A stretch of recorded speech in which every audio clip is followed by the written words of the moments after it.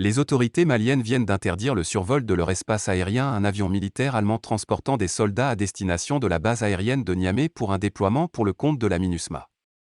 La semaine dernière, le gouvernement de transition avait déjà dénoncé le survol sans autorisation de son espace aérien par un aéronef français de l'opération Barkhane. Alors que la MINUSMA a suspendu temporairement ses vols, Bamako entend désormais réviser les termes de l'accord militaire signé avec la France.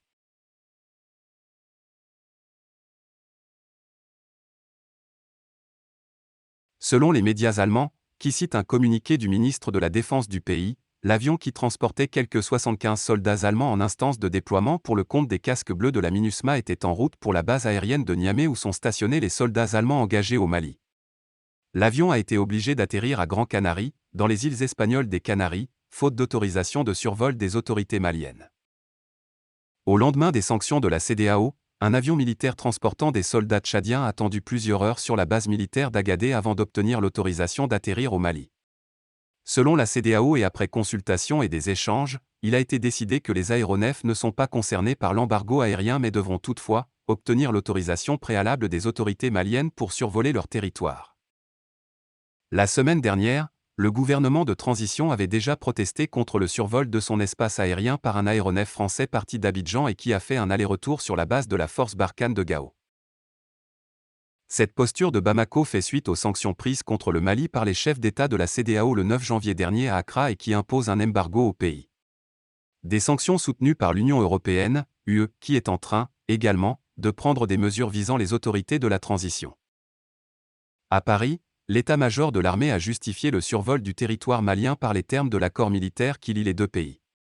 Un accord relatif à l'engagement militaire des soldats français au Mali et qui offre aux éléments de Barkhane une protection juridique ainsi qu'une liberté de mouvement et donc de circulation tant terrestre qu'aérienne. C'est justement les termes de cet accord que Bamako veut désormais réviser et dans le sillage de sa dénonciation par le Premier ministre de transition Choguel Kokalamega, le ministre des Affaires étrangères, Abdoulaye Diop, a confirmé qu'une demande en ce sens a été déposée en bonne et due forme, et depuis décembre dernier, auprès des autorités françaises avec les détails des clauses à revoir. C'est du reste ce que vient de confirmer, hier mercredi dans un message à la nation prononcé à l'occasion du 61e anniversaire de l'armée malienne, FAMA, le président de la transition, le colonel Assimi Goïta. Par une analyse objective du contexte actuel et en tenant compte des intérêts vitaux de notre pays, nous avons demandé la relecture de certains accords de coopération militaire. Dans le même temps, de nouveaux accords ont été signés, toujours avec comme objectif essentiel, la sécurisation des Maliens et de leurs biens, a annoncé le chef de l'État malien sans toutefois citer les accords visés par la relecture des accords. Le colonel Assimi Goïta droit dans ses bottes. Dans son intervention d'une dizaine de minutes prononcée en tenue militaire, le président